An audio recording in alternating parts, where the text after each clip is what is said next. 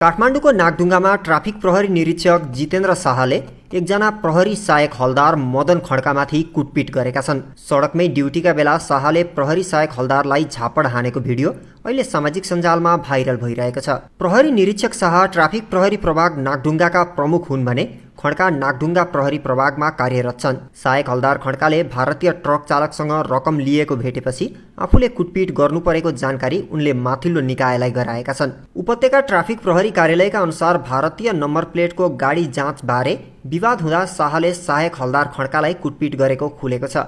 नागढुङ्गा हुँदै काठमाडौँ प्रवेश गर्दै गरेको भारतीय नम्बर प्लेटको गाडीलाई चेक जाँच बारे विवाद हुँदा कुटपिट भएको हो।